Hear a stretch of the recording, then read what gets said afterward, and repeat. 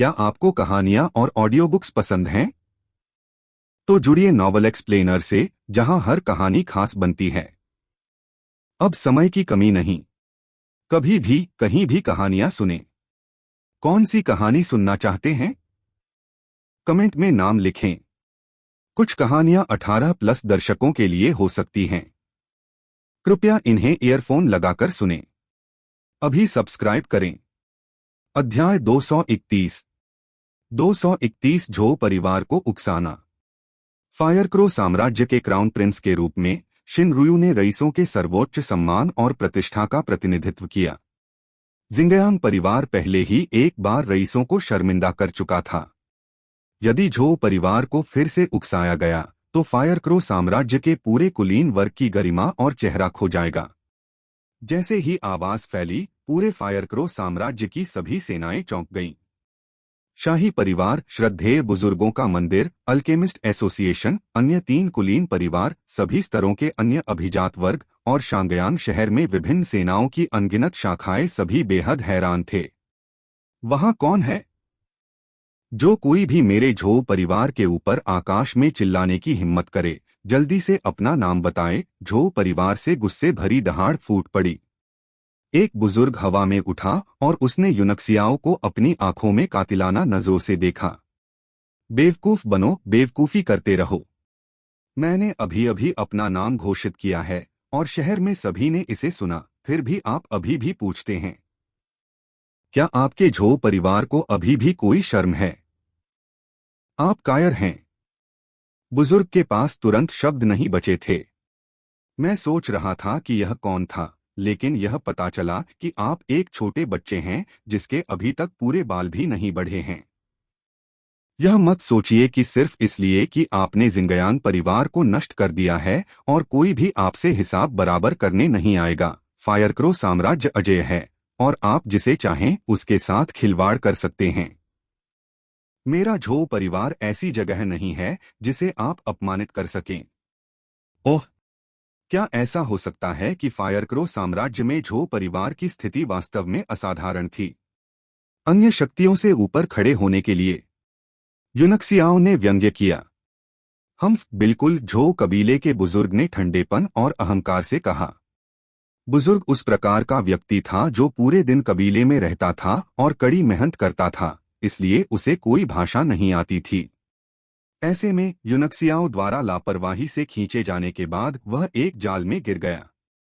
फायरक्रो साम्राज्य की लगभग सभी सेनाएं चारों ओर इकट्ठी हो गई थीं और वे सभी गुप्त रूप से देख रहे थे।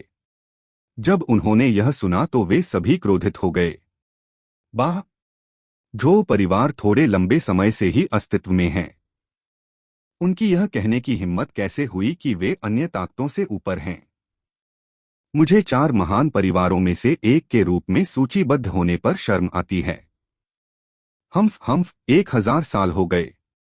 मुझे लगता है कि अब 4 महान परिवारों के लिए अपनी स्थिति को पुनर्व्यवस्थित करने का समय आ गया है। वह बिल्कुल बेशर्म है। क्या उन्होंने सोचा था कि वे शाही परिवार से अधिक श्रेष्ठ थे? जूटियन संप्रदाय से भी अधिक शक्तिशाली? शायद वह यही सोच रहा है। तिरस्कारपूर्ण उपहास सभी दिशाओं से आए और जितना अधिक वे बोले, वे उतने ही अधिक अप्रिय और निर्भीक होते गए। शून्य में खड़े बुजुर्ग को भी लगा कि कुछ गड़बड़ है और वह जल्दी से चिल्लाया, तुम सब चुप रहो। मेरे कहने का मतलब यह है कि हमारा झो परिवार अन्य सभी सेनाओं से नहीं बल्कि अधिकांश सेनाओं से श्रेष्ठ है। बकवास मत करो। वाह, आप अद्भुत हैं। यह सही है। देखिए उनका अहंकारी रूप। वह वास्तव में अधिकांश ताकतों से ऊपर है।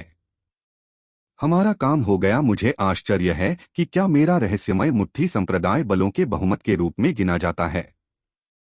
हाँ, मुझे नहीं पता कि वेई नदी के जिंग परिवार को उनकी गणना में शामिल किया गया है या नहीं। इस बार उनके आसपास चर्चाएं और भी तेज हो गईं। बुजुर्ग युनक्सियाओं ने व्यंग्य किया, क्या मैं पूछ सकता हूं कि कौन सी ताकतें बहुमत हैं? मैं आपको कुछ उदाहरण दूंगा ताकि हर कोई समझ सके। चर्चा सुनकर बुजुर्ग चिंतित हो गए। उसने समझाने के लिए तुरंत अपना मुंह खोला, लेकिन अचानक नीचे से एक ठंडी खर्राटे की आवाज आई। मौके पर ही उसका चेहरा बदल गया और वह पीछे हट गया। बोलने की हिम्मत नहीं हुई। झो कबीले की हवेली से प्रकाश की कई किरणें निकलीं और हवा में ठंडी होकर मंडराने लगीं। उनके शरीर से निकलने वाली आभा फैल गई और आसपास के लोगों को तुरंत दबा दिया, जिससे वे पीले पड़ गए और अपना मुंह बंद कर लिया। समूह के नेता झो यांगबियाओ थे, जो झो परिवार के मुखिया थे। जब उसने हवेली में बातचीत सुनी तो उसे पता चल गया कि चीजें खराब होने वाली हैं। यह बुजुर्ग एक अवरोधक था। यदि उसने वास्तव में यूंगसियाओ के शब्दों का पालन किया और परिवारों और संप्रदायों की एक श्रृंखला की ओर इशारा किया, तो उसने यूंगसियाओ को पूरी तरह से नाराज कर दिया होगा। ऐसे में उसने उन्हें रोकने के लिए जल्दी से ठंडी खर्राटें लीं और अपने लोगों को बाहर निकलने के लिए प्रेरित किया। इस दुनिया में कोई दूसरों को तर्क करके नहीं, बल्कि अपनी मुट्ठी का इस्तेमाल करके बंद कर सकता है। झो परिवार के बुजुर्गों द्वारा अपनी आभा जारी करने के बाद सभी छोटे संप्रदाय बंद हो गए। पूरा इलाका तुरंत शांत हो गया। हालांकि अभी भी कुछ बड़े संप्रदाय थे जो मदद नहीं कर सकते थे, लेकिन ठंडे स्वर में कह सकते थे। रुकने से पहले भी उन्होंने कई बार उदासीनतापूर्वक उसका मजाक उड़ाया। झो यांगबियाओ ने स्पष्ट हत्या के इरादे से यूनक्सियाओ को घूरकर देखा। जैसे ठंडी हवा चल रही हो, उसने ठंडे स्वर में कहा, बच्चे, तुम सचमुच साहसी हो। तुमने मेरे झो परिवार को भड़काने की हिम्मत की। यूनक्सियाओ उसकी नजर से डरता नहीं था, इसलिए वह बिना किसी डर के उससे मिलने के लिए गया और कहा, मैंने झो युशान के साथ जीवन और मृत्यु की शर्त लगाई थी और मैं केवल इसे पूरा करने के लिए यहाँ हूँ। कौन जानता था कि तुम इस वादे को मजाक समझोगे। आपके और मेरे बेटे के बीच गोल्डन क्रो डिवाइन रिंग में 1 महीने में शर्त लगनी थी। अभी समय नहीं हुआ है, झो यांगबियाओ चिल्लाया। कल इसमें देरी हुई, आज देरी हुई, आज देरी हुई, कल परसों देरी हुई। 1 महीने बाद 1 और महीना। यह कब खत्म होगा? यदि आप में हिम्मत है तो इसे और अधिक मत खींचिए। बाहर आओ और अब इस भगवान से प्रतिस्पर्धा करो। हालांकि यूनक्सियाओ केवल एक मार्शल लॉर्ड था, लेकिन उसने जो आभा प्रकट की, उसने उसे इतने सारे विशेषज्ञों के दबाव में और भी अधिक अडिग और अडिग बना दिया, जिससे लोगों को अडिग लोहे का एहसास हुआ। अच्छा, सही कहा। अगर तुम में हिम्मत है तो बाहर आओ और अभी प्रतिस्पर्धा करो। यह सही है। एक आदमी के रूप में आपको वह करना होगा जो आपने वादा किया था। अगर मैं मर भी जाऊं तो भी मैं अपना वादा पूरा करने में असफल नहीं हो सकता। वर्तमान के जैसा कोई समय नहीं है। छोटा भाई सही कह रहा है। हम इसे दिन ब दिन खींचते रहेंगे। हम अंत तक कब पहुंचेंगे? मैंने तथाकथित 4 महान परिवारों के ऐसे अस्तित्व की उम्मीद नहीं की थी। वे वादा किए गए प्रतियोगिता में भाग लेने की हिम्मत भी नहीं करते। हजारों साल हो गए। चारों महान कुलों को अब अतीत का गौरव नहीं रहा। वे सभी कायर हैं जो मृत्यु से डरते हैं। जब झो परिवार के बुजुर्गों और झो यांगबियाओ ने यह सुना तो वे गुस्से से कांपने लगे। झो यांगबियाओ चिल्लाया, तुम सब चुप रहो। बच्चे, तुम मौत की तलाश में हो। उनकी दहाड़ में एक शक्तिशाली ध्वनि तरंग युद्ध शक्ति थी जो यूनक्सियाओ की ओर गड़गड़ाती थी और पूरे आकाश को हिला देती थी। हे, कितना शक्तिशाली दबाव है। वह वास्तव में बाकी सभी से ऊपर है। यह सही है। यह 9 सितारा मार्शल ग्रैंड मास्टर की लगभग पूरी शक्ति थी, लेकिन यह मार्शल लॉर्ड मरा नहीं। कमाल हो गया। आप अपनी बात से मुकर गए। पहले तो तुमने वादा तोड़ा और अब मुझे मारना चाहते हो।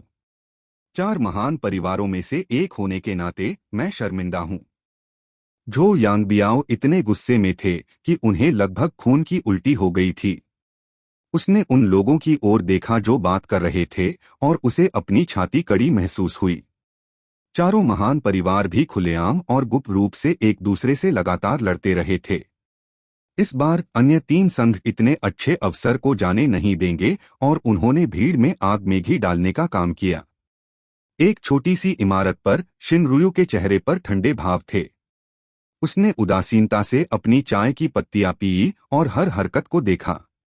वह भविष्य का युवराज था और वह वास्तव में वह राजकुमार था जो सभी कुलीन परिवारों से ऊपर था। वह अपनी आंखें बंद कर सकता था और कुलीन परिवारों के भीतर आंतरिक कलह को नजरअंदाज कर सकता था, लेकिन बाहरी लोगों को राजवंश की व्यवस्था को भड़काने की अनुमति नहीं थी। यूनक्सियाओ का चेहरा थोड़ा पीला पड़ गया और उसने घायल भाव दिखाते हुए गुस्से से कहा, क्या अच्छी ध्वनि तरंग मार्शल तकनीक है। मुझे मारना इतना आसान नहीं होगा। अगर किसी आदमी को मरना भी हो तो वह रिंग में ही मरेगा। यदि आपके झो परिवार में अभी भी मार्शल आर्टिस्ट के रूप में कोई गरिमा है तो मुझसे मौत तक लड़ने के लिए झो युशान को बुलाओ। झो यांगबियाओ ने अपना गुस्सा दबाया और मन ही मन चिल्लाया, शांत हो जाओ, शांत हो जाओ। वह जानता था कि उसका हर कदम और हर शब्द झो परिवार की प्रतिष्ठा को प्रभावित करेगा। उन्होंने खुद को शांत करने के लिए कुछ गहरी सांसें लीं और कहा, युशान इस समय बंद कमरे में खेती कर रहा है, इसलिए उसका बाहर आना असंभव है। मेरे एकांतवास से बाहर निकलने में अभी भी 7 दिन बाकी हैं।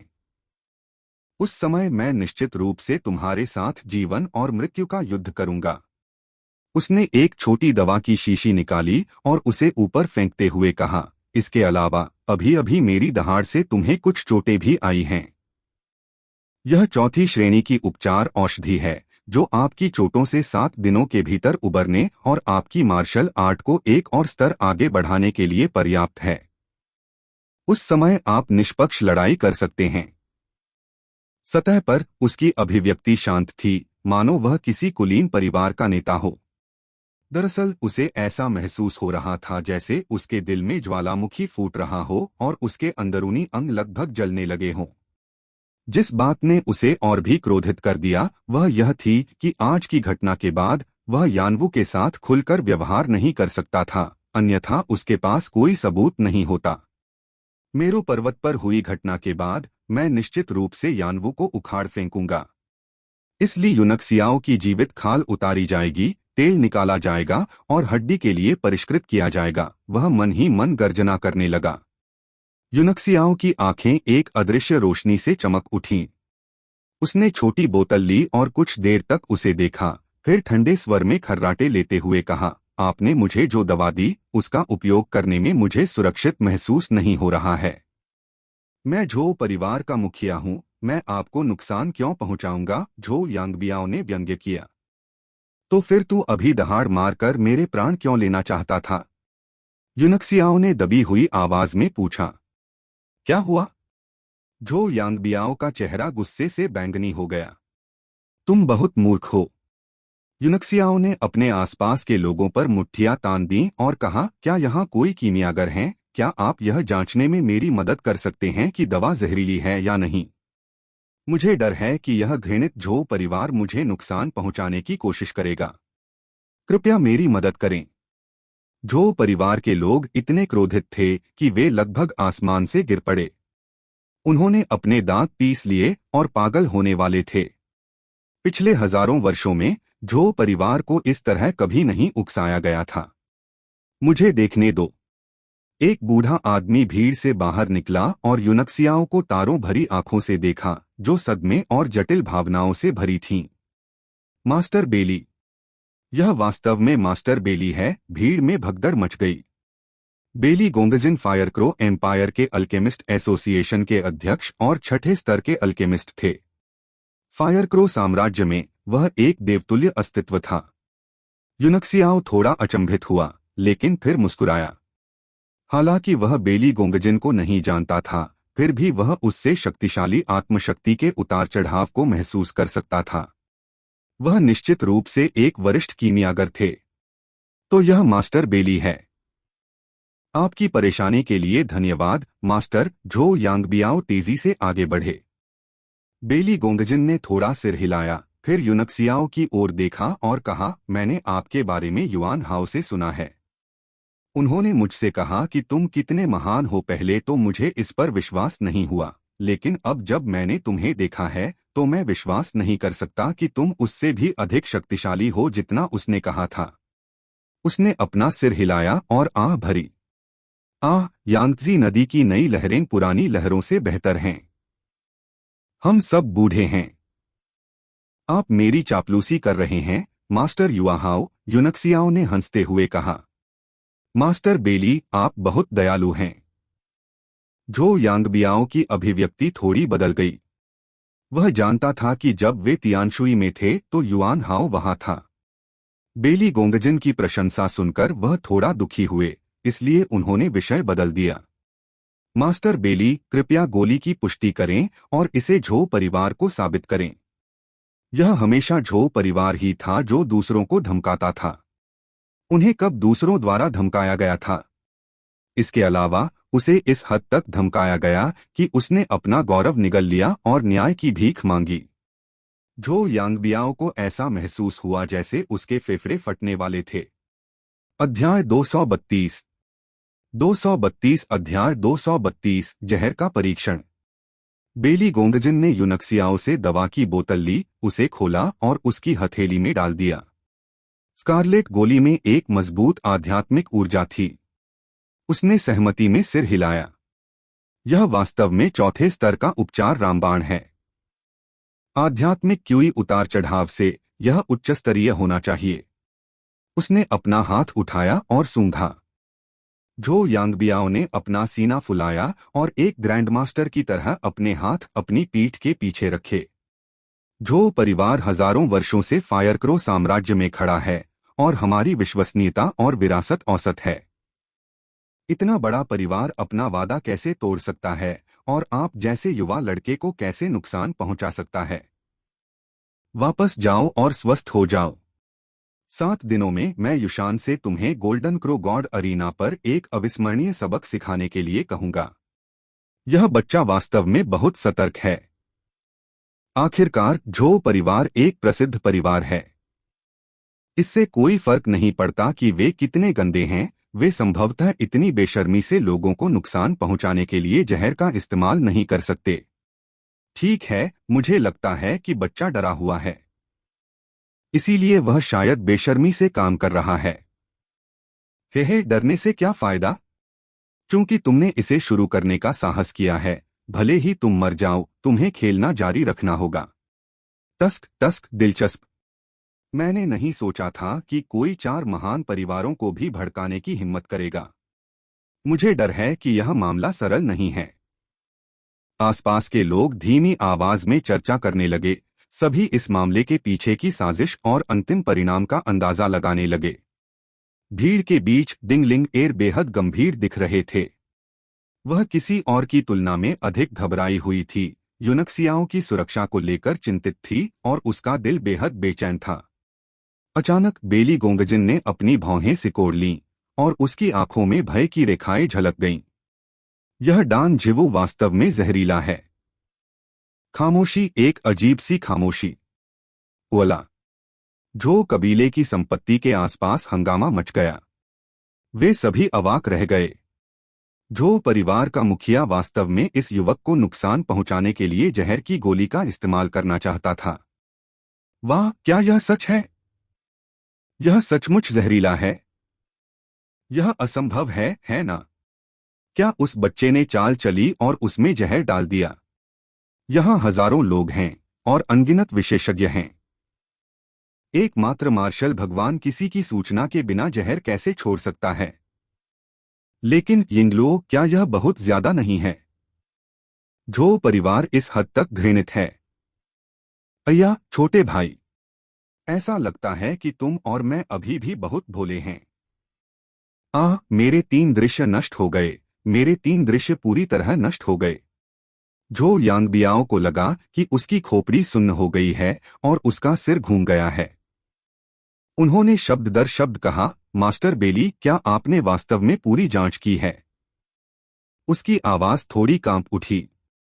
उपस्थित किसी भी व्यक्ति ने यूनक्सियाओ को इसके साथ कुछ करते हुए नहीं देखा था। यदि यह वास्तव में जहरीला पाया गया तो वह पीली नदी में कूदने पर भी अपना नाम स्पष्ट नहीं कर पाएगा। दूसरी संभावना यह थी कि बेली गोंगजिन ने इसके साथ कुछ किया था। हालांकि दूसरे पक्ष की स्थिति बहुत ऊंची थी। बेली गोंगजिन का चेहरा नाराजगी से भरा था, लेकिन वह इस समय झो यांगबियाओ की भावनाओं को समझ सकता था। उन्होंने कहा, अगर कबीले नेता झो मुझ पर विश्वास नहीं करते हैं तो आप अपने लिए एक कोशिश कर सकते हैं। झो यांगबियाओ की नजर रक्तलाल गोली पर पड़ी और उसके दिल में आशा की एक चिंगारी जगी। सातवें बुजुर्ग, कोशिश करो और देखो कि क्या यह गोली जहरीली है, वह चिल्लाया। सातवें बुजुर्ग झोबो उनमें से सबसे शक्तिशाली थे। वह शीर्ष 9 star martial art grand master थे।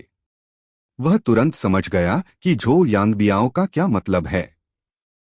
चूंकि बेली गोंगजिन ने कहा कि यह जहरीला था, इसलिए यह 100% सच था। अपनी बेगुनाही साबित करने का एकमात्र तरीका जहर की गोली निगलना और अपनी जीवन शक्ति से जहर को दबाना था। जब तक उसे जहर नहीं दिया गया, वह साबित कर सकता था कि यह जहरीला नहीं था। झोबो ने मामले की गंभीरता को समझा और आगे बढ़े। वह अब भी काफी आश्वस्त था।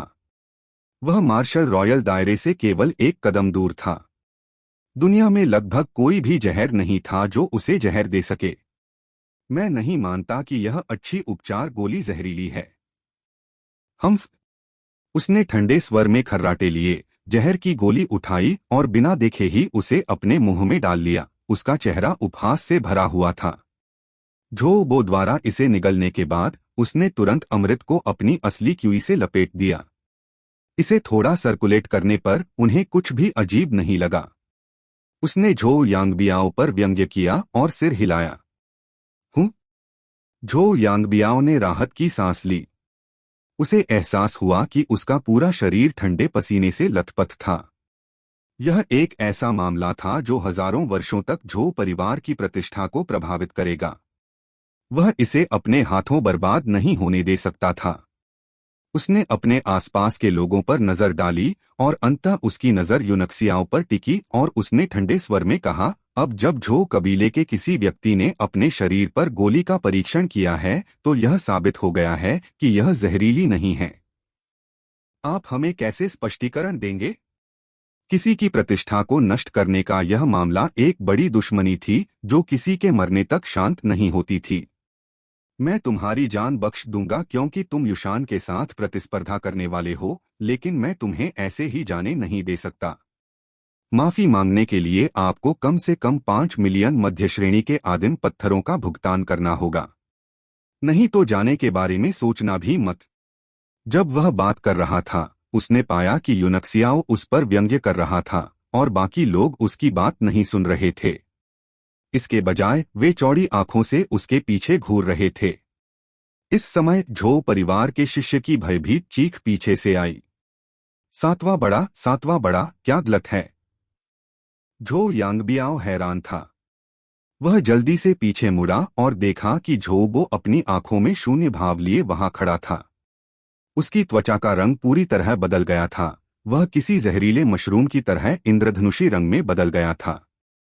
सातवें बुजुर्ग, झो यांगबियाओ का शरीर कांपने लगा क्योंकि वह जांच करने के लिए आगे बढ़ा। पफ! झोबो ने अचानक मुंह से काला खून थूका और पीछे की ओर गिर पड़ा। वह एक जोरदार धमाके के साथ जमीन पर गिरा और मर गया। उनके आसपास के लोग इतने डरे हुए थे कि वे एक बड़े घेरे में पीछे हट गए और भयभीत होकर देखने लगे।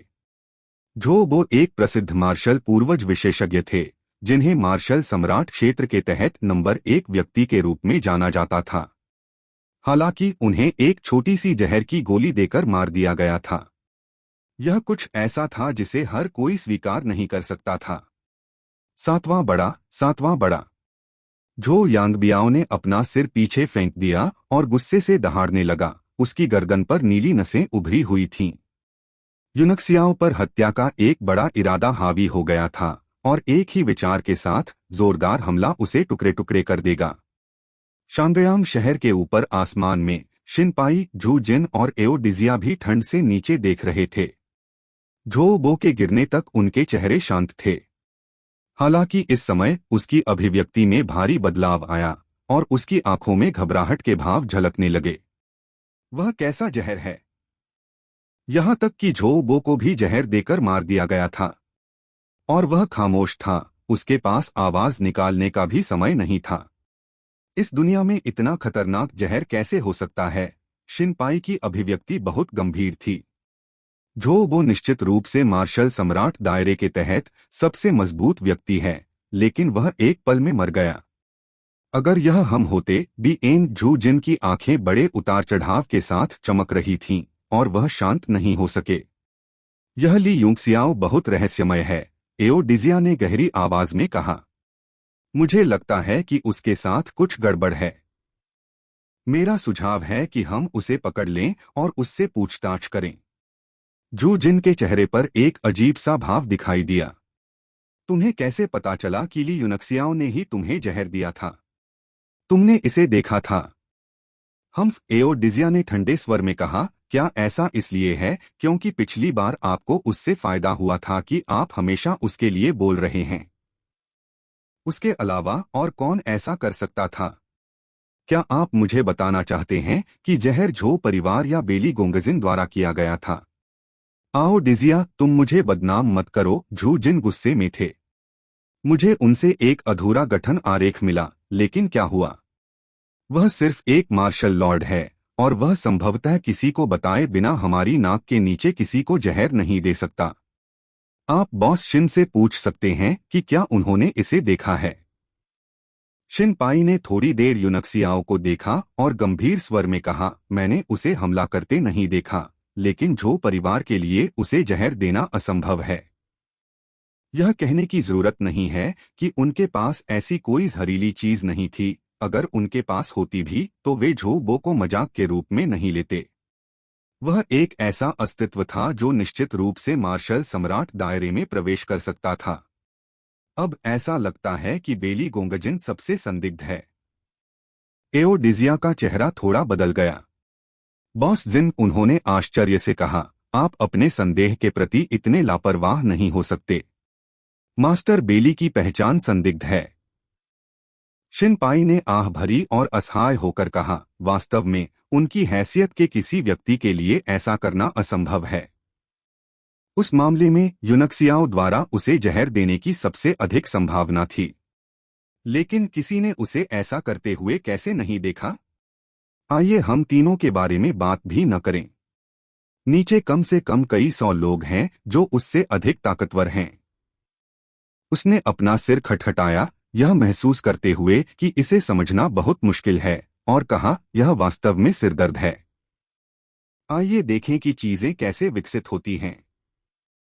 यह ली यूनक्सियाओ वास्तव में बोल्ड है। मैं नहीं मानता कि उसके पीछे कोई नहीं है। नीचे यूंगसियाओ झो यांगबियाओ की हत्या के इरादे से बिल्कुल भी नहीं डरता था। उन्होंने ठंडे स्वर में कहा, क्या हुआ? उसे जहर देने में असफल होने के बाद उसने इस बार खुद ऐसा करने का फैसला किया। हम्फ झो परिवार की प्रतिष्ठा बहुत खराब है। झो यांगबियाओ का चेहरा मुड़ गया था। लड़के, चाहे तुम कुछ भी कहो, तुम इस जगह को जीवित नहीं छोड़ोगे। झो वो एक ऐसा अस्तित्व था जिसका मार्शल सम्राट दायरे तक पहुंचना लगभग निश्चित था, फिर भी उसकी व्यवस्था के तहत उसकी मृत्यु हो गई थी। भले ही वह कबीले का नेता हो, वह यह जिम्मेदारी नहीं उठा सकता था। यदि उसने अभी भी यूनक्सियाओ को इस तरह से जाने दिया, तो कबीले के सर्वोच्च बुजुर्ग शायद पता चलने पर उसकी जिंदा खाल उतार देंगे और उसके टेंडन को बाहर निकाल देंगे। हजारों वर्षों में झो परिवार को इतना बड़ा नुकसान कब हुआ था? उन्हें कब इस हद तक उकसाया गया था? मैं आज नहीं जाऊंगा, भले ही तुम मुझे चाहो। तुम लोगों ने पहले हमें धोखा दिया, फिर घृणित होकर हमें जहर दिया, और अब तुम हमें दिनदहाड़े मार डालना चाहते हो। आप बिल्कुल बेवफा, विश्वासघाती और अनैतिक लोग हैं। यह सोचना कि आप 4 महान कुलीन परिवारों में से एक हैं। आप केवल 4 महान कुलीन परिवारों का अपमान हैं। क्योंकि मैंने आज यहां आने का साहस किया है, मुझे डर नहीं है कि तुम मुझे मार डालोगे। यदि आप मुझे इस अविश्वसनीय, अपमानजनक और अनैतिक मामले के लिए स्पष्टीकरण नहीं देते हैं, तो मैं यहां से नहीं जाऊंगा, भले ही आप मुझे सम्मानपूर्वक भेज दें। झो यांगबियाओ के दबाव के खिलाफ यूनक्सियाओ ने सम्मानजनक तरीके से कहा, ऐसा मत सोचो कि यानबू को धमकाना आसान है। सबसे बुरी स्थिति में हम आपके साथ ही मर जाएंगे। एक साथ मरो। हाँ हाँ, सिर्फ तुम। हमारे जैसी एक ही नाव में होने के लिए तुम्हारे पास क्या योग्यताएं हैं? झो यांगबियाओ ने उपहास किया। अचानक हवा कांपने से उसकी बातें रुक गईं और उसके दिल में एक बुरी भावना जाग उठी। आकाश में कुछ दिखाई देने लगा। वह धीरे धीरे शून्य से बाहर आया। ऐसा लग रहा था कि इसका विशाल शरीर आकाश और सूर्य को अवरुद्ध कर रहा है, जिससे शांग्यांग शहर में सूर्य का आधा प्रकाश अवरुद्ध हो गया है। सभी की आंखें खुली हुई थीं और चेहरे पीले पड़ गए थे। यहां तक कि शिनपाई और अन्य दो जो आसमान में ऊंचे थे, एक पल के लिए स्तब्ध रह गए। उनके चेहरे अविश्वास से भरे हुए थे। झो यांगबियाओ का दिमाग घूम गया और उसका चेहरा पीला पड़ गया। उसने अपना गला साफ किया और दांत पीसते हुए कहा, सियान दुह स्वप्न युद्धपोत। अध्याय 233। 233 युद्धपोत प्रकट होता है। ब्लूलुआन युद्धपोत छठे स्तर का गहन हथियार था और यह कोई सामान्य छठे स्तर का अस्तित्व नहीं था। इसे एक साथ बनाने के लिए कई छठे स्तर के कीमियागरों की आवश्यकता थी, जो एक छोटे मोबाइल शहर के बराबर था। वे बड़े पैमाने की लड़ाइयों में अजेय थे। यहां तक कि झो परिवार भी, जो लगभग 10,000 वर्षों से था, ऐसा खजाना नहीं निकाल सका। भले ही उनके पास इसे खरीदने के लिए वित्तीय संसाधन हो, यह मूल रूप से बिना बाजार की मांग थी और वे इसे खरीदने के लिए बिल्कुल भी योग्य नहीं थे। ब्लूलुआन युद्धपोत द्विपक्षीय। यह वास्तव में ब्लूलुआन युद्धपोत है। एक पल के लिए पूरा शांग्यांग शहर खामोश हो गया। डिंगलिंग एर, वांग चेन, जिन रुयू और यहां तक कि झो युशान भी दंग रह गए। किस सेना ने तुम्हें यहां भेजा है? यहां ब्लूलुआन युद्धपोत कैसे हो सकता है? झो यांगबियाओ दहाड़ते हुए लगभग अपना दिमाग खो बैठा। उसकी आंखें खून से लथपथ थीं। यूनक्सियाओ ने आकाश की ओर उंगली उठाई और ठंडे स्वर में कहा, हथौड़ा। हथौड़ा? तुम्हारा इससे क्या मतलब है? आसपास के लोग अनुमान लगाने लगे। क्या ऐसा हो सकता है कि उसके पीछे के बल को हथौड़ा कहा जाता है, या वे हथौड़ा को अपने कोड नाम के रूप में उपयोग करते हैं? Please subscribe the novel explainer channel. Oh, मैं समझा। उसका मतलब है कि ब्लूलुआन युद्धपोत हथौड़े की तरह अजेय है। यह सही है। तीतर भाई सचमुच बहुत होशियार है। वह ब्लूलुआन युद्धपोत की ओर इशारा कर रहा था। आपने यह अनुमान लगाया। राहगीर ने प्रशंसा की। हे, यह आसान है। तीतर के चेहरे पर आत्मसंतुष्ट भाव था। यूनक्सियाओ ने भीड़ को नजरअंदाज कर दिया और ठंडे स्वर में कहा, मेरे पास ब्लूलुआन युद्धपोत है, इससे आपका कोई लेना देना नहीं है।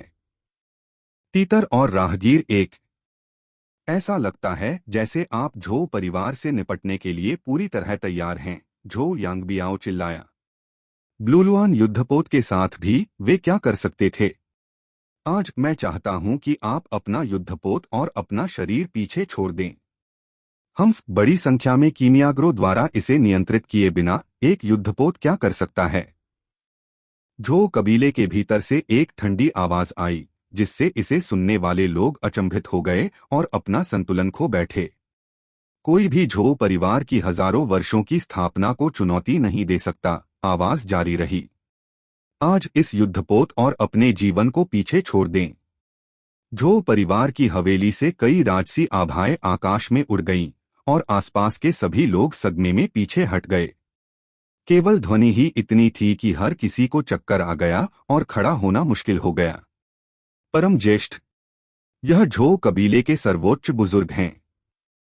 वह 7 नक्षत्रों के क्षेत्र का एक मार्शल सम्राट है। वह दक्षिणी क्षेत्र के शीर्ष मार्शल कलाकारों को नीचा दिखाने के लिए काफी मजबूत है। क्या उन्होंने यह नहीं कहा कि झो परिवार के सबसे बड़े बुजुर्ग स्वर्गीय रत्न संप्रदाय में बंद दरवाजे की खेती में हैं? तो आप इस समय हवेली की रखवाली कर रहे हैं। एकांत में रहने वाला व्यक्ति झो परिवार का सबसे शक्तिशाली व्यक्ति है। ऐसा कहा जाता है कि उनकी ताकत आसमान तक पहुंच गई है और उन्होंने लंबे समय से पारिवारिक मामलों में हस्तक्षेप करना बंद कर दिया है। यह लड़का मुसीबत में है। यदि उसके पास कोई शक्तिशाली बैकअप योजना नहीं होती तो उसे मक्खी की तरह मार दिया जाता। झो यांगगन आश्चर्यचकित और बहुत खुश था। वह जल्दी से आगे बढ़ी और बोली, सर्वोच्च बुजुर्गों, यांगान की अक्षमता ने झो परिवार को शर्मसार कर दिया है। बुजुर्गों के नेता झो चांगफा ने अपना हाथ थोड़ा हिलाया और उन्हें एक तरफ खड़े होने का संकेत दिया। फिर उन्होंने ठंडे स्वर में यूंगसियाओ से कहा, मुझे नहीं पता कि आपका लक्ष्य क्या है या इसके पीछे कौन है। हजारों वर्षों से झो परिवार में अत्याचारपूर्ण व्यवहार करने का साहस करने वाला कोई भी व्यक्ति कभी जीवित नहीं बचा है। सबसे बड़े बुजुर्ग के रूप में मैं आपको एक मौका देने के लिए यहाँ हूँ। ब्लूलुआन युद्धपोत को दोनों हाथों से सौंपें, फिर बगल में घुटने टेकें और अपनी सजा का इंतजार करें। शायद मैं तुम्हारी जान बख्श सकता हूँ। अपनी बहन को बख्श दो। क्या तुम सच में सोचते हो कि तुम हरे प्याज का अनुसरण कर रहे हो? चूंकि तुम्हें यह रथ चाहिए, मैं इसे तुम्हें दे दूंगा। यूनक्सियाओ गुस्से में हंसा। उसने अपने हाथों से एक जटिल इशारा किया और आसमान में तैर रहा ब्लूलुआन युद्धपोत इससे प्रभावित होता दिख रहा था। एक तेज भनभनाहट के साथ उसने एक बड़ी ध्वनि निकाली और फिर उसके शरीर से सफेद रोशनी फूटी, जैसे एक के बाद एक चमकती रोशनी की एक पंक्ति, जिसने पूरे आकाश को असामान्य रूप से चमकदार रोशनी से ढक दिया। युद्धपोत का धनुष धीरे धीरे नीचे की ओर मुड़ गया और उसके शरीर की सभी संरचनाएं सक्रिय हो गईं। लगभग सारी रोशनी झो कबीले की हवेली पर केंद्रित थी। तेज रोशनी इतनी तेज थी कि झो कबीले की इमारतें रोशनी में गायब हो गईं, केवल सफेद रोशनी रह गई। मार्शल सम्राट सुप्रीम बुजुर्गों की अभिव्यक्ति में भारी बदलाव आया। एक दूसरे पर नजर डालने के बाद उनकी आकृतियां बड़ी मौन समझ के साथ चमक उठीं और त्रिकोणीय संरचना में झो कबीले की हवेली के चारों ओर बिखर गईं। वे किसी भी समय लड़ने के लिए तैयार रहते थे। सबके चेहरे गंभीर हो गए। ब्लूलुआन युद्धपोत की शक्ति केवल मौखिक रूप से बताई गई थी और यहाँ तक कि उन्होंने इसे पहले कभी नहीं देखा था। झो चांगफा भी हैरान और क्रोधित था। उसकी हत्या का इरादा तुरंत यूनक्सियाओ पर केंद्रित हो गया। अगर उसने कोई असामान्य हरकत की तो वह उसे मौके पर ही मारने के लिए तैयार था। बच्चे, मैं तुम्हें बुरे रास्ते पर आगे और आगे नहीं जाने की सलाह देता हूँ। क्या तुम्हें लगता है कि तुम मेरे झो परिवार से केवल ब्लूलुआन युद्धपोत के साथ निपट सकते हो? चाहे यह युद्धपोत कितना भी शक्तिशाली क्यों न हो, यह अभी भी सिर्फ छठे स्तर का गहन हथियार था। मेरे झो परिवार के भीतर 7वें और 8वें स्तर के गहन हथियार भी मौजूद हैं। वे समान स्तर पर भी नहीं हैं। और अगर मैं तुम्हें मारना चाहता हूं, तो इसमें केवल एक पल लगेगा। यूनक्सियाओ के चेहरे पर एक घृणित मुस्कान दिखाई दी जब उन्होंने कहा, मुझे नहीं पता कि यह ब्लूलुआन युद्धपोत झो परिवार से निपट सकता है या नहीं, लेकिन आप थोड़े समय में इसकी रक्षा को नहीं तोड़ पाएंगे। उस थोड़े से समय में युद्धपोत पर मौजूद कुछ कीमियागरों के पास आपके झो परिवार से टकराने और फिर आत्मविनाश करने के लिए पर्याप्त समय होगा। क्या आप मार्शल सम्राट ब्लूलुआन युद्धपोत के आत्मविनाश के बल का सामना कर सकते हैं? इसके अलावा भले ही आप मुझे मार भी दें, इससे युद्धपोत के दुर्घटनाग्रस्त होने और आत्मविनाश पर कोई असर नहीं पड़ेगा। भले ही आप में से कुछ लोग बच सकें, मैं देखना चाहूंगा कि झो परिवार के हजारों लोगों में से कितने लोग बच सकते हैं। उसने अभी क्या कहा? क्या वह पागल है? वह जहाज को गिरा देगा। आप अब भी आत्मविनाश करना चाहते हैं? आसपास मौजूद सभी लोगों ने ठंडी हवा का झोंका लिया और भयभीत होकर ऊपर की ओर देखने लगे। उन्होंने देखा कि ब्लूलुआन युद्धपोत वास्तव में नीचे की ओर मुंह कर रहा था और धीरे धीरे नीचे उतरना शुरू कर रहा था। उसकी गति बढ़ती जा रही थी। कोई भी शांत नहीं रह सका। इतनी सीमा के भीतर ब्लूलुआन युद्धपोत के आत्मविनाश के बल से कोई भी बच नहीं सकता था। पूरे झो हवेली का तो जिक्र ही नहीं, शांगयांग शहर का आधे से ज्यादा हिस्सा भी शायद उड़ा दिया जाएगा। वाला भीड़ अचानक अराजक हो गई। बहुत से लोग शहर से बाहर भागने लगे। दृश्य अस्तव्यस्त हो गया और तरह तरह की गालियां और चीखें सुनाई देने लगीं। भीड़ के बीच डिंगलिंगेर ने युद्धपोत को उतरते हुए देखा और बड़बड़ाया, पागल, वह वास्तव में एक पागल आदमी है। योरोंग ने उत्सुकता से अपना हाथ खींचा और कहा, मिस, भागो, अगर हम इंतजार करेंगे तो बहुत देर हो जाएगी। डिंगलिंग एर की आंखों में दृढ़ संकल्प की झलक दिखाई दी। हालांकि उसका चेहरा थोड़ा पीला पड़ गया था, फिर भी उसने अपना सिर हिलाया और कहा, नहीं, मैं यहीं रहना चाहता हूं और देखना चाहता हूं कि वह कितना मजबूत है और किस हद तक हासिल कर सकता है। जब उसने यह कहा तो डिंगलिंग एर को भी लगा कि यह थोड़ा अविश्वसनीय है, और उसकी आंखें आश्चर्य से भरी थीं। पागल पागल, मुझे यानवू में उसे न मारने का सचमुच अफसोस है। दूरी में शिनरुयु अब शांत रहने में सक्षम नहीं था। वह अपनी पवित्रता खो चुका था और पागल हो रहा था।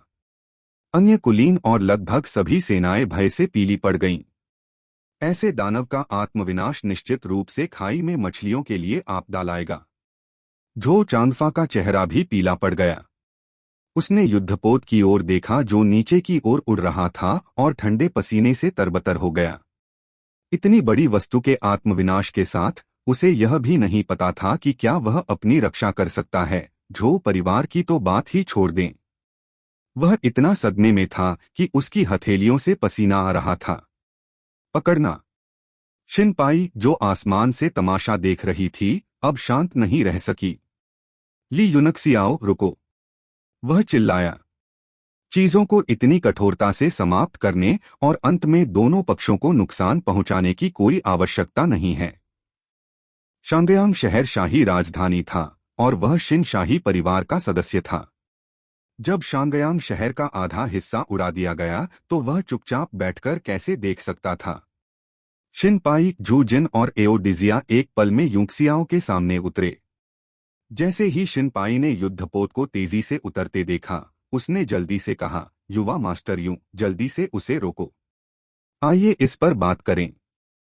आओ इस पर बात करें। वह मुझे मारने जा रहा है तो मैं तुम्हें क्यों बताऊं, यूनक्सियाओं ने ठिठुरते हुए कहा और भयानक मुस्कान के साथ कहा, पूरे झो परिवार को मेरे साथ दफनाया जाएगा। शिनपाई हैरान थी। ब्लूलुआन युद्धपोत की वर्तमान स्थिति के साथ भले ही यह झो हवेली से नहीं टकराया हो, कोई भी विस्फोट से बच नहीं पाएगा। मैं आपसे वादा करता हूं कि झो चांगफा आपको नहीं मारेगा, उसने जल्दी से कहा। कृपया रुकें। मैं बिचौलिया बनने के लिए सहमत हो जाऊंगा, तो आइए इस पर ठीक से चर्चा करें। यूनक्सियाओं की आंखें चौड़ी हो गईं और उसने आश्चर्य से पूछा, सच में? शिनपाई इतना क्रोधित था कि उसे लगभग खून की उल्टी होने लगी। कौन नहीं जानता कि आप एक निर्णायक, शातिर और चालाक बच्चा हैं? आप वास्तव में सुंदर अभिनय कर रहे हैं। हाँ बिल्कुल, उसने झट से उत्तर दिया। यूनक्सियाओं ने अपनी बड़ी बड़ी आंखें झपकाईं, झो फा की ओर इशारा किया और कहा, उन्होंने सिर्फ इतना कहा कि हजारों सालों से झो परिवार को उकसाने वाला कोई भी व्यक्ति जीवित नहीं जा सकता। अगर मैं नहीं मरूंगा तो झो परिवार का चेहरा कहाँ होगा? मुझे विश्वास नहीं है कि आप मुझे जीवित रहने दे सकते हैं। आओ हम सब एक साथ मरें। उसने एक हाथ से हाथ की मुहर बनाई और ब्लूलुआन युद्धपोत की रोशनी तेज हो गई और उसकी गति बढ़ गई। मत करो मत करो, रुको झो चांगफा। जूजिन इतना भयभीत हो गया कि उसने झट से कहा, आप किसका इंतजार कर रहे हैं? युद्धपोत को जमीन पर देखकर झो चांगफा का दिल ठंडा हो गया। उसने झट से कहा, जल्दी करो और रुको। मैं इस बार एक अपवाद बना सकता हूं। अपवाद? यह अच्छा नहीं है ना? यूनक्सियाओं ने अपने चेहरे पर हैरानी भरे भाव दिखाते हुए पूछा। उसने अपने हाथ का इशारा थोड़ा बदल दिया और युद्धपोत थोड़ा धीमा हो गया। उनमें से कुछ ने राहत की सांस ली। शिनपाई ने जल्दी से कहा, इसमें कुछ भी बुरा नहीं है। चूंकि नियम है, स्वाभाविक रूप से अपवाद भी हैं। हम सभी फायरक्रो साम्राज्य के कुलीन परिवारों के नायक हैं, तो हमें मौत से क्यों लड़ना चाहिए? मैं शाही परिवार की ओर से आपके लिए मध्यस्थता करूंगा और मैं बिल्कुल निष्पक्ष और तटस्थ रहूंगा। जब जूजिन ने यूक्सियाओं का अविश्वासपूर्ण चेहरा देखा तो उन्होंने तुरंत कहा, पूरा शांगयांग शहर यहाँ है। हर कोई मेरा गवाह हो सकता है। बॉस जिन कभी भी उसकी प्रतिष्ठा का मजाक नहीं उड़ाएगा। यूनक्सियाओं ने व्यथित भाव दिखाते हुए कहा, ठीक है, मैं एक बार आप लोगों पर विश्वास कर लूंगा। उसने एक हाथ की मुहर बनाई और उसके हाथ में एक हरी बत्ती दिखाई दी। ब्लूलुआन युद्धपोत तुरंत रुक गया। बेली गोंगजिन जो चुपचाप एक तरफ खड़ा था, उसके चेहरे पर एक अजीब भाव था। यूनक्सियाओ युद्धपोत पर कीमियागरों के साथ संवाद करने के लिए एक बहुत ही अजीब तरीके का उपयोग कर रहा था। जू जिन का चेहरा ठंडे पसीने से ढका हुआ था। यह देखकर कि युद्धपोत अंततः रुक गया, उसने राहत की सांस ली। यह संभवतः सैकड़ों वर्षों में शांगयांग शहर में बिताया गया सबसे खतरनाक समय था। जिस क्षण ब्लूलुआन युद्धपोत रुका, यूनक्सियाओं को अचानक महसूस हुआ कि एक तेज हत्या का इरादा उसके शरीर में घुस गया है और उसके अंगों में घुस गया है, जिससे उसके सभी शिरोबिंदु सील हो गए हैं। झो चांगफा का शरीर एक मजबूत क्यूई के साथ फट गया जो पहाड़ की तरह नीचे दब गया। वह ठंडे स्वर में चिल्लाया, तुमने हमें उकसाने का साहस किया, तुम मर जाओगे। अध्याय 234 234 अध्याय 234 अपने शब्दों से पीछे हटना। यूनक्सियाओ को ऐसा लगा मानो वह बर्फ के तहखाने में गिर गया है। उसका पूरा शरीर एक शक्तिशाली आभा से दबा हुआ था और वह अपने शरीर की बात तो दूर अपनी मौलिक क्यूई को भी हिला नहीं सका। झो चांगफा की हत्या का इरादा उमड़ रहा था। जब ब्लूलुआन युद्धपोत रुका तो उसने सबसे पहले यूनक्सियाओ को मारने की योजना बनाई, जिससे युद्धपोत पर मौजूद लोगों से उसका संपर्क टूट गया। फिर वह जबरदस्ती युद्धपोत में घुस जाएगा और अंदर मौजूद सभी लोगों को मार डालेगा। उसके हाथ से एक मुट्ठी चमक निकली। इतनी कम दूरी लगभग एक पल में ही तय कर ली गई। एक मार्शल सम्राट का मुक्का पहाड़ों को तोड़ सकता है और समुद्र को तोड़ सकता है, और जो कोई भी इसे अवरुद्ध करेगा वह बह जाएगा। गड़गड़ाहट। मुक्के की शक्तिशाली क्यूई का सामना करते हुए सभी दर्शकों ने अपने चेहरे पर एक बड़ा दबाव महसूस किया। परिणामस्वरूप मजबूत क्यूई के कारण उनकी सुनने की शक्ति भी चली गई। इसके अतिरिक्त उनकी रक्त वाहिकाएं लगभग फट गईं। सम्राट की शक्ति का सामना करते हुए वे सभी भय से कांपने लगे। बूम!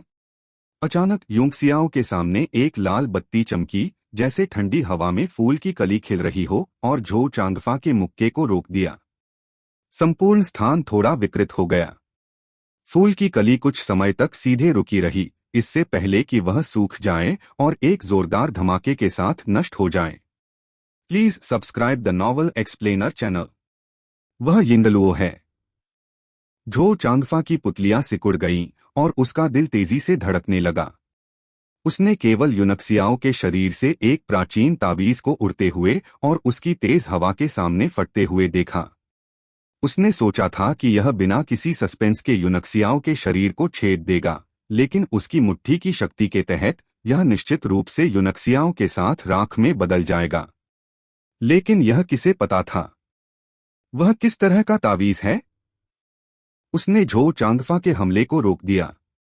वे सभी लोग जो अभी भी स्पष्ट सोच वाले थे, भय से उछल पड़े। झो चांगफा एक 3 सितारा मार्शल सम्राट था और वह 10 वर्षों से अधिक समय से एकांत में खेती कर रहा था और उसने कभी अपना चेहरा नहीं दिखाया था। अब भले ही वह 4 स्टार तक न पहुंचे हों, लेकिन उससे ज्यादा दूर भी नहीं थे। ऐसे शक्तिशाली अस्तित्व का पूरी ताकत से हमला वास्तव में एक छोटे से ताबीज द्वारा अवरुद्ध कर दिया गया था। हालांकि यह केवल कुछ सांसों तक ही चला, यह पहले से ही चौंकाने वाला था। यहाँ तक कि झो परिवार के अन्य बड़े बुजुर्ग भी, जो ब्लूलुआन युद्धपोत की रक्षा को तोड़ने के लिए तैयार थे, दंग रह गए। यूनक्सियाओ ने जो ताबीज फेंका था वह 6ठी श्रेणी का प्राचीन आत्मा ताबीज था जो उसने किंघई में प्राप्त किया था, जो एक सितारा मार्शल सम्राट के पूर्ण बल के हमले का सामना कर सकता था। हालांकि झो चांगफा बहुत शक्तिशाली था। वह केवल कुछ सेकंड के लिए हमले को रोकने में कामयाब रहा, लेकिन यह पर्याप्त था। अधिकांश बिजली अवरुद्ध हो गई और इसका परिणाम उस पर पड़ा। Boom boom boom. परिणाम की शक्ति एक तूफान की तरह थी जो उसके शरीर से टकरा रही थी। प्रत्येक लहर पिछली से अधिक मजबूत थी। यूनक्सियाओ ने अपनी नाक से गुर्राया क्योंकि उसी क्षण उसके शक्तिशाली शरीर की शक्ति फूट पड़ी। पीछे हटने के बजाय उसने अपना पैर आगे बढ़ाया और परिणाम की ओर दौड़ पड़ा। उसका शरीर तोप के गोले की तरह ब्लूलुआन युद्धपोत की ओर दौड़ा। क्या? एक पल में सभी का दिमाग खराब हो गया। भले ही उसे कुछ सांसों के लिए अजीब तावीज द्वारा अवरुद्ध कर दिया गया था, फिर भी आखिरकार यह एक चरम 3 सितारा मार्शल सम्राट का पूर्ण शक्ति वाला हमला था। बची हुई ताकत उसे पूरी तरह से चकनाचूर कर देनी चाहिए थी, है ना? क्यों वह बिल्कुल ठीक था? क्या ऐसा हो सकता है कि झो चांगफा की ताकत बहुत कम हो गई हो? यह विचार कई लोगों के मन में आया, लेकिन जब उन्होंने अभी अभी मुक्के की ताकत के बारे में सोचा तो वे सभी कांप उठे और तुरंत इससे इनकार कर दिया। हूँ? डिंगलिंग एर ने राहत की सांस ली। उसे ऐसा लगा जैसे वह उस मुक्के के बाद पागल हो रही थी। झो चांगफा जिसे मारना चाहता था वह यूनक्सियाओ नहीं था, बल्कि तियानयुआन ट्रेडिंग कंपनी की एकमात्र आशा और उसके सभी शेयर थे। उस पल उसे हर तरफ ठंड महसूस हुई, लेकिन सौभाग्य से अंत इतना अप्रत्याशित था। हुश! सभी की स्तब्ध निगाहों के बीच युंगसियाओ सीधे युद्धपोत पर उतरा और उदासीनता से घूरता रहा। बुरा नहीं, झो परिवार वास्तव में ईमानदार है। तो फिर चलो सभी को एक साथ दफनाया जाए। Boom boom boom. उसके नियंत्रण में ब्लूलुआन युद्धपोत उतरता रहा और युद्धपोत पर रोशनी तेज और तेज होती गई। यह जमीन से केवल कुछ 100 मीटर ऊपर था और यह झो कबीले की संपत्ति से लगभग ऊपर था। यह केवल अब था कि हर कोई युद्धपोत पर उकेरी गई जटिल सरणी को स्पष्ट रूप से देख सकता था। यह छल्लों की एक श्रृंखला थी जो पूरे युद्धपोत को कवर करते हुए अंतहीन रूप से फैली हुई थी। इस समय यह सब एक गर्म रोशनी और मृत्यु की भयानक आभा उत्सर्जित कर रहा था। 6 ब्रह्मांड सितारा अवलोकन गठन। बेली गोंगजिन, जो इतने समय तक चुप थी, अचानक सदमे में चिल्ला उठी। उसकी आंखें आपस में जुड़ी हुई सरणियों को देखती रहीं और उसकी पुतलियां तेजी से बड़ी हो गईं। रुको युवा मास्टर यून, चलो इस पर बात करते हैं।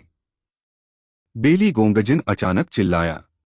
उसने सोचा था कि ब्लूलुआन युद्धपोत अभी अभी स्वयं नष्ट हो गया है, भले ही वह शक्तिशाली और विनाशकारी था। हालांकि वह घबराए नहीं। वह अपनी जान बचाने में बहुत सक्षम था। शांगयांग शहर को कितना नुकसान हुआ, इससे उसे कोई लेना देना नहीं था। हालांकि आत्मविनाशकारी व्यू को देखने के बाद उसकी रीढ़ की हड्डी में ठंडक महसूस हुई और वह अब शांत नहीं रह सका। इस प्रकार के 6 ब्रह्मांड तारा अवलोकन सारणी में कुल 6 मुख्य सारणियां थीं। प्रत्येक मुख्य सारणी के बाहर 36 छोटी छोटी सारणियां थीं जो एक दूसरे से जुड़ी हुई थीं। जब तक किसी एक सारणी में विस्फोट किया गया था, यह तुरंत एक के बाद एक विस्फोट हो जाएगा और बिजली ढेर हो जाएगी। यह ब्लूलुआन युद्धपोत की आत्मविस्फोट शक्ति को 10 गुना से अधिक बढ़ाने के लिए पर्याप्त था। उस समय उनके जीवन का तो जिक्र ही नहीं, पूरा शांगयांग शहर संभवतः नष्ट हो गया होगा। जिस बात ने उन्हें और भी अधिक आश्चर्यचकित कर दिया वह यह थी कि जिस तरह से इस 6 ब्रह्मांड स्टार ऑब्जर्वेशन फॉर्मेशन को स्थापित किया गया था वह एक बेहद उन्नत फॉर्मेशन तकनीक थी। इसकी कीमत ब्लूलुआन युद्धपोत से भी ज्यादा थी। यहाँ तक कि उन्होंने इसके बारे में सिर्फ सुना था। उनके गुरु, जिन्होंने उन्हें कीमिया सिखाई थी, ने एक बार कहा था कि किसी ने यह व्यूह रचा था और एक मार्शल सम्राट को सीधे राख में उड़ा दिया था। जैसे ही शिनपाई और अन्य लोगों ने बेली गोंगजिन की तत्काल आवाज का प्रसारण सुना, वे चकित हो गए और हांफने लगे। वे इतने डरे हुए थे कि उन्हें पसीना आ रहा था।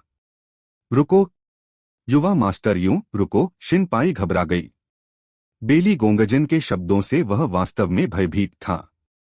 यदि वह सचमुच इतना असामान्य होता तो न केवल उसकी मृत्यु हो जाती बल्कि पूरा शांगयांग शहर भी नष्ट हो जाता। शाही परिवार की विरासत पूरी तरह से नष्ट हो जाएगी। Please subscribe the novel explainer channel. रुको रुको, तुम्हारी बहन, तुम्हें लगता है कि मैं फिर से तुम्हारी चाल में फंस जाऊंगा? यूनक्सियाओ ने ठंडे स्वर में कहा। क्या तुम्हें लगता है कि मैं इसके जाल में फंस जाऊंगा? आओ एक साथ मरें। Boom boom boom. युद्धपोत का गिरना जारी रहा, सीधे झो हवेली की सबसे ऊंची इमारत को कुचल दिया और एक जोरदार दुर्घटना के साथ ढह गया। युद्धपोत पर रोशनी और भी तेज हो गई, मानो वह किसी भी क्षण विस्फोट करने वाला हो। जल्दी रुको! मैं शपथ लेता हूं कि मैं किसी को आपके सिर के एक भी बाल को नुकसान नहीं पहुंचाने दूंगा। अगर झो परिवार ने फिर से आप पर हाथ उठाने की हिम्मत की तो मैं झो परिवार को जमीन पर गिरा दूंगा। तुम मौत को दावत दे रहे हो। शिन पाई पागलों की तरह दहाड़ने लगी। उसके चेहरे की नसें उभर गईं और उसकी पुतलियां सूज गईं। उसके गालों से बीन के आकार का ठंडा पसीना बहकर उसके पूरे शरीर को भिगो रहा था।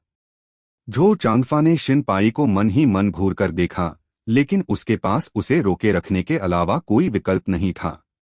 ऐसी परिस्थितियों में अगर वे यूनक्सियाओं को स्थिर नहीं कर सके तो वे सभी बर्बाद हो जाएंगे। लेकिन शाही परिवार के सदस्य और श्रद्धेय बुजुर्गों के मंदिर के प्रमुख के रूप में जिन पाई के शब्दों पर स्वाभाविक रूप से भरोसा किया जाना था। इसलिए आज यूनक्सियाओं को मारना उसके लिए असंभव था। ओह! यूनक्सियाओं ने हाथ हिलाया और पूरा ब्लूलुआन युद्धपोत अंततः रुक गया। उसने चंचल दृष्टि से शिन पाई की ओर देखा और खर्राटे लेते हुए कहा, आप अभिजात वर्ग ऐसे बोलते हैं जैसे आप पाद रहे हों। झो परिवार के उस सदस्य ने अभी इतना कुछ कहा। उसने लगभग अपना चेहरा मेरे नितंब पर रख दिया। अब क्या होगा? यह अभी भी एक पाद है। झो चांदफा का चेहरा लाल हो गया और उसका शरीर गुस्से से कांपने लगा। हालांकि चाहे कुछ भी हो, झो परिवार की प्रतिष्ठा बहुत प्रभावित होगी। यह सोचकर उसे इतना गुस्सा आया कि उसे चक्कर आ गया। शिन पाई का दिल उसके गले में फंस गया था। वह इतना घबरा गया था कि उसकी मुट्ठियों से लगभग पानी टपक रहा था। मैं वर्तमान सम्राट का दादा, पूजा संस्थान का प्रमुख हूँ। मैं अपने वचन का पक्का आदमी हूँ। मैं आपसे कभी झूठ नहीं बोलूंगा। युद्धपोत पर फॉर्मेशन लाइट हटा दें और हम बात करेंगे। यदि आप सरणी की रोशनी को दूर कर देते हैं तो यह ठीक है, यूनक्सियाओं ने कहा। मुझे लगता है कि इस तरह से बात करना बेहतर है।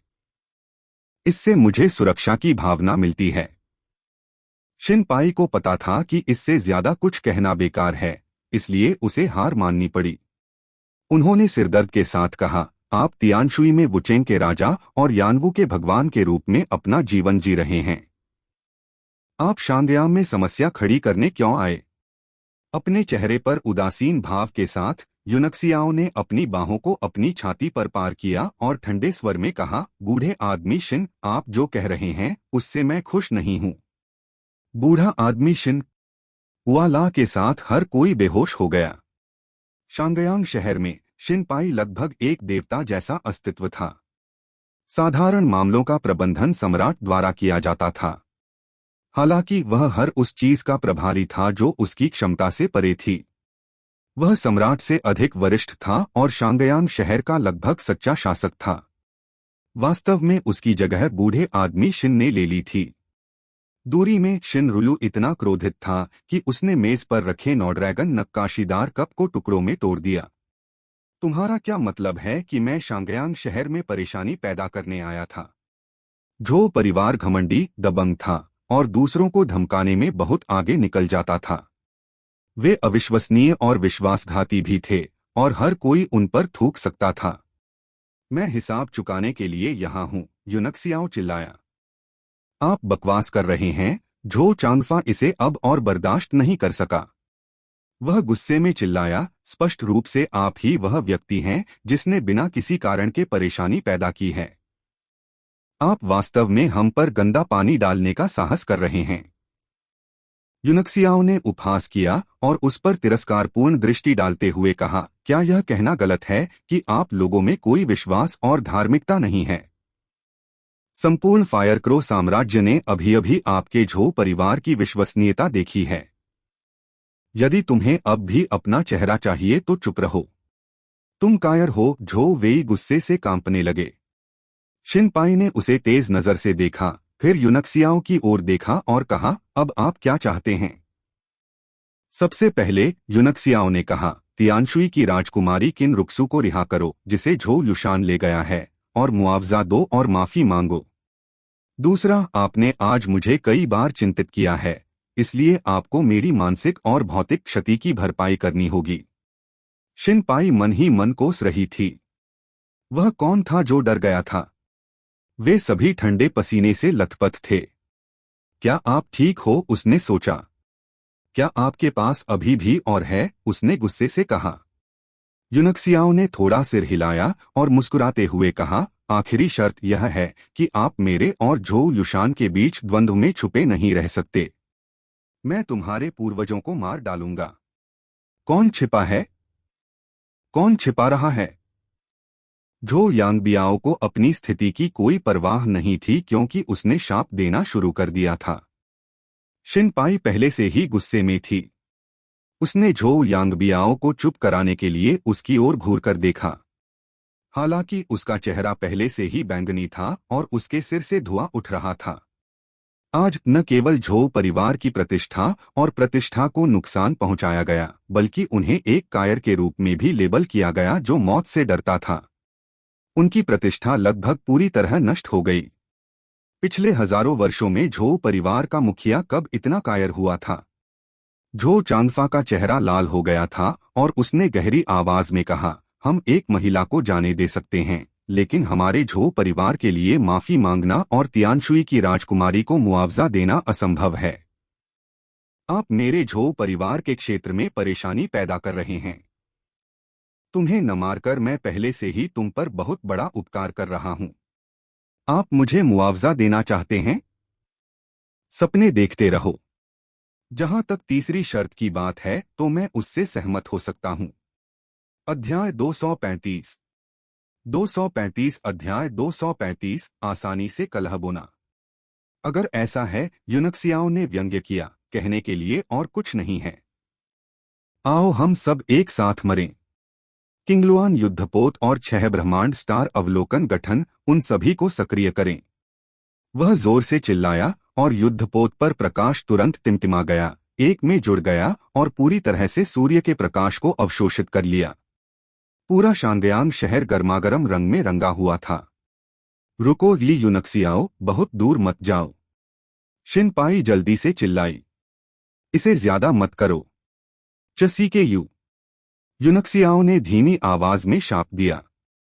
चसी के मैं अपनी जान भी नहीं चाहता, इसलिए मुझे इसकी परवाह नहीं है कि आप अति कर रहे हैं या नहीं।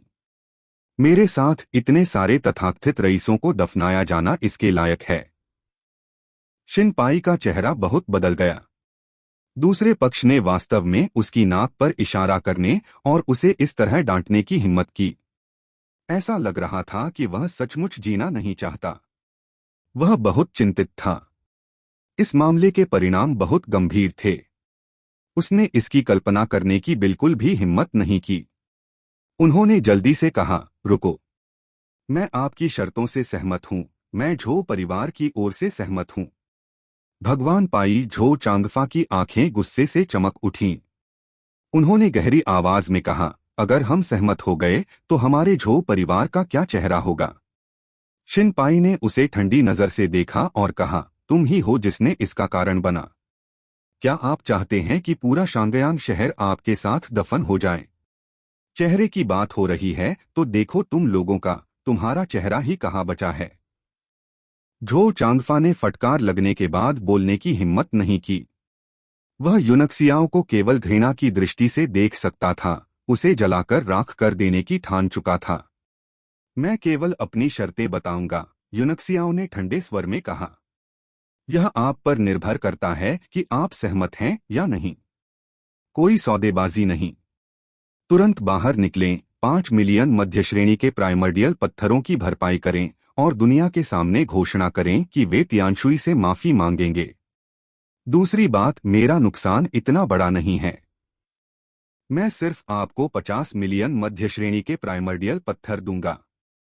यदि आप उन्हें जाने देंगे और भुगतान करेंगे तो मैं चला जाऊंगा तुरंत। अन्यथा हम एक साथ मर जाएंगे। क्या? 5 मिलियन? 50 मिलियन? झो चांगफा गुस्से में था। तुम बहुत ज्यादा हो। एक देश की एक साधारण राजकुमारी वास्तव में चाहती है कि मेरा झो परिवार 5 मिलियन का मुआवजा दे। आप पूरी तरह से निर्दोष हैं और आप चाहते हैं कि मैं 50 मिलियन का भुगतान करूं। यह बहुत ज्यादा है। राजकुमारी ही सम्राट है, यूनक्सियाओ ने कहा। उसे आपके झो परिवार ने बिना किसी कारण के पकड़ लिया था। 5 मिलियन पहले से ही सस्ती कीमत है। मैं बेदाग हूं। लेवल 6 का प्राचीन आध्यात्मिक ताबीज जिसने अभी आपके हमले को रोका है, उसकी कीमत 10 मिलियन है। इसके अलावा आपको क्या लगता है कि मेरा ब्लूलुआन युद्धपोत कहां से आया? मैंने इसे किराए पर लिया और इसका किराया अकेले प्रतिदिन 10 मिलियन मध्य श्रेणी के प्राइमर्डियल पत्थरों का है। युद्धपोत के संचालन की लागत का तो जिक्र ही नहीं किया गया। मैं पूछ रहा हूं कि क्या 50 मिलियन बहुत ज्यादा है? क्या आपने इसे किराए पर लिया? सभी लोग मौके पर ही बेहोश हो गए। शिनपाई ने भी अपना मुंह चौड़ा किया और चौंकते हुए कहा, यह चीज किराए पर ली जा सकती है? आपने इसे कहाँ किराए पर लिया? यूनक्सियाओ ने मुस्कुराते हुए कहा, मैंने आपको कभी नहीं बताया। जल्दी करो और उसे जाने दो। मेरे पास ज्यादा धैर्य नहीं है। इसके अलावा यह 6 संप्रदाय तारकीय अवलोकन संरचना भी अधूरी है। यदि यह लंबे समय तक टिमटिमाता है तो यह स्वचालित रूप से चालू हो जाएगा। उस समय बड़ी संख्या में लोगों को अन्यायपूर्वक मरने न दें। यह एक स्पष्ट खतरा था, लेकिन झो परिवार इसे निगल सकता था। 55 मिलियन मध्य श्रेणी के आदिम पत्थर। जू जिन ने भी चकित होकर अपने आप से कहा, यह बच्चा वास्तव में निर्दयी है। एओडिजिया की आंखें चमक उठीं और उन्होंने ठंडे स्वर में कहा, यह बच्चा बहुत सख्त है। वह जानता है कि यह ऑपरेशन निश्चित जीत वाली स्थिति है। बॉस जिन कभी भी ब्लूलुआन युद्धपोत को यहां विस्फोट करने की अनुमति नहीं देगा। इसीलिए वह शुरू से ही अपराजय मैदान पर खड़े रहे हैं। जू जिन का चेहरा बदसूरत हो गया। यह वास्तव में परेशानी भरा है। ऐसा लगता है कि यह बच्चा ब्लूलुआन युद्धपोत के साथ खेल रहा है। मुझे आश्चर्य है कि उसके पीछे कौन सी शक्ति है। अब यहां तक कि एक मूर्ख भी जानता है कि यानवू के पीछे कुछ जटिल है। उनकी बातें जानबूझकर या अनजाने में कही गई थीं। एओडिजिया के विपरीत उन्होंने अपनी आवाज कम नहीं की। जब उसकी बातें आसपास के लोगों ने सुनी तो सभी के माथे पर बल पड़ गए। यह झो परिवार के लिए विशेष रूप से सच था। झो चांगफा और झो यांगबियाओ के चेहरे यथासंभव गहरे थे। वे कैसे नहीं जान सकते थे कि यूक्सियाओ के पीछे कोई था, लेकिन वे इस महान अपमान को कैसे सह सकते थे? उनकी आंखें खून से लथपथ थीं और ऐसा लग रहा था जैसे वे उन्मत्त हो जाएंगे और किसी भी क्षण किसी को मार डालेंगे। उनके आसपास के लोग अवचेतन रूप से पीछे हट गए। एक कप चाय बनाने में लगे समय के बाद झो परिवार द्वारा एक परिचित आकृति सामने लाई गई, जिसने तुरंत सभी का ध्यान आकर्षित किया। हर कोई यह देखना चाहता था कि झो परिवार को नाराज करने की कीमत पर यह युवक किस तरह की राजकुमारी को बचाएगा। रुक्स्यू केवल मूल क्षेत्र का योद्धा था। इन मास्टरों के दबाव में उसका चेहरा अत्यंत पीला पड़ गया। वह पिंजरे में बंद एक पक्षी की तरह महसूस कर रही थी और इससे कोई फर्क नहीं पड़ता कि उसके आसपास के लोग उसे कैसे देखते थे और उस पर टिप्पणी करते थे। वह मदद नहीं कर पाती थी, लेकिन पीला पड़ जाता था। वह इतनी चिंतित थी कि रोने लगी। हजारों लोगों के ध्यान में वह एक हिमकमल की तरह थी जिसे किसी भी समय हवा से उड़ा दिया जा सकता था। वह बहुत नाजुक और असहाय थी और उसके कंधे कांप रहे थे। तुम हमेशा एक बड़ी बहन की तरह हो, अब तुम इतना क्यों रोती हो? यूनक्सियाओ हंसा। उसके पूरे शरीर से धूप की खुशबू आ रही थी, जो कड़ाके की ठंड में फैलकर गर्माहट ला रही थी। किन रुक्स्यू का शरीर कांप उठा और उसने जल्दी से ऊपर देखा। यह वह नाजुक और सुंदर चेहरा था। उसके आंसू और भी अधिक स्वतंत्र रूप से बह रहे थे। उसके चेहरे को उस नदी की तरह ढक रहे थे जिसने अभी अभी अपना बांध तोड़ा हो। वुवु यूनक्सियाओ, मुझे वापस ले चलो। मैं यहां नहीं रहना चाहता। वुवु। उसने हजारों बार इस दृश्य की कल्पना की थी, परंतु वह वास्तव में उसके सामने आ गया। राजधानी के बाहर जनरल के मंच पर कई विशेषज्ञों के बीच वह व्यक्ति था जिसने उसे बचाने के लिए अपनी जान जोखिम में डाल दी। उस क्षण से हाथ में तलवार लिए खड़ी वह आकृति हमेशा के लिए उसके दिल में अंकित हो गई और उसे कभी नहीं मिटाया जा सका। उसने अनगिनत बार आशा की थी कि वह उसे बचाने आएगा, लेकिन साथ ही उसे यह भी आशा थी कि वह नहीं आएगा। यहाँ तक कि तियानशुई राज्य भी 4 कुलीन परिवारों को नाराज करने का जोखिम नहीं उठा सकता था। तियानशुई के एक जनरल के बेटे की तो बात ही छोड़ दें। उसने सोचा था कि उसे झो परिवार में अपमानित किया जाएगा, जीवन भर कैद में रखा जाएगा या यातना देकर मौत के घाट उतार दिया जाएगा। हालांकि झो परिवार में आने के बाद उसे एक कमरे में बंद कर दिया गया था। कोई भी उससे मिलने नहीं आया या उसे अपमानित नहीं किया। बाद में ही उसे पता चला कि उसने झो परिवार में उसकी सुरक्षा के बदले में एक बेहद कीमती वादा किया था। इस समय वह सुंदर चेहरा उसकी अनगिनत कल्पनाओं के साथ ओवरलैप हो गया और किन रुक्स्यू इसे और नहीं रोक सकी और फूट फूट कर रोने लगी। वह जितना अधिक रोती थी उसे उतना ही गर्म महसूस होता था। उसके दिल की ठंडक धीरे धीरे दूर हो गई। ब्लूलुआन युद्धपोत पर एक डेक दिखाई दिया और धीरे धीरे रक्स्यू के पैरों के नीचे तक फैल गया। एन यूनक्सियाओ ने जोर से सिर हिलाया और कहा, चलो घर चलें, अब से कोई तुम्हें धमकाने की हिम्मत नहीं करेगा। जो कोई भी तुम्हें छूने की हिम्मत करेगा मैं उसके पूरे परिवार को मार डालूंगा। सभी के हाव भाव काफी बदल गए। उन सामान्य शब्दों में जादू का अंश लग रहा था, जिससे हर किसी को हाड़ कंपा देने वाली ठंड का एहसास हो रहा था। शिनपाई की अभिव्यक्ति भी थोड़ी बदल गई। वह एक 5 सितारा मार्शल सम्राट था और उसकी मनःस्थिति बहुत पहले ही लहरों से रहित एक प्राचीन कुएं के स्तर तक पहुंच गई थी। हालांकि किसी कारण से वह भी इन शांत शब्दों से चौंक गया था। जीवन के उतार चढ़ाव और उनके शब्दों में उदासीनता से ऐसा प्रतीत होता था मानो वे संसार के सभी प्राणियों को गोबर समझते हों और लोगों को चींटियों की तरह कुचलकर मार डालते हों। यह वास्तव में उत्कृष्ट और उदासीन रवैया था, जैसे कि दुनिया में ऐसा कुछ भी नहीं था जिसे उसके दिल में रखा जा सके। शिनपाई का चेहरा धीरे धीरे गंभीर हो गया। उसने सोचा था कि यूनक्सियाओ प्रतिभाशाली था, लेकिन वह सिर्फ एक किशोर था। हालांकि इस समय उसे ठंडक और अत्यधिक खतरे का एहसास हुआ। ऐसा लग रहा था मानो यह युवक गहराई में दबा हुआ कोई विस्फोटक हो और अगर वह सावधान न हो तो किसी भी समय उसके टुकड़े टुकड़े हो जाएगा। जिंगयांग परिवार ऐसा था और झो परिवार लगभग ऐसा ही था, लेकिन अगर यह शाही परिवार होता तो क्या होता? शिनपाई की पुतलियां डर के मारे सिकुड़ गईं और उसका दिल एक बड़े पत्थर की तरह भारी हो गया। झो परिवार के लोगों के चेहरे काफी बदल गए और उनकी पुतलियां खून से लथपथ हो गईं। वे चाहते थे कि वे दौड़ें और यूंक्सियाओं को टुकड़े टुकड़े कर दें। झो यांगबियाओ ने एक भंडारण बैग निकाला और उसे फेंक दिया। वह चिल्लाया, यहाँ 55 मिलियन मध्यम श्रेणी के आदिकालीन पत्थर हैं। गोल्डन क्रो लाइटनिंग प्लेटफॉर्म पर मेरा झो परिवार व्यक्तिगत रूप से आपके शरीर की हर एक हड्डी को कुचल देगा। यूनक्सियाओ मुस्कुराया और डेक से नीचे चला गया। झो यांगबियाओ की ओर देखे बिना उसने भंडारण बैग ले लिया और उसे दूर रख दिया। वह रुक्सू के पास गया, अपना हाथ बढ़ाया और धीरे से कहा, चलो घर चलते हैं। वो रक्स्यू और भी जोर से चिल्लाई। जब वह आगे बढ़ी तो एक मजबूत हाथ ने उसका हाथ पकड़ लिया और उसे युद्धपोत पर ले गया। उसे खुशी का एहसास हुआ। तुम कायर हो। झो यांग इतना क्रोधित था कि वह पागल हो गया। उसके प्रति यूनक्सियाओं की अवमानना ने उसके द्वारा कहे गए कठोर शब्दों को फीका और खोखला बना दिया और वह इतना शर्मिंदा हुआ कि उसका लगभग खून बहने लगा। शिनपाई ने चारों ओर देखा और फिर गहरी आवाज में कहा, युवा मास्टर युन, क्या आपके पास कोई अन्य शर्तें हैं?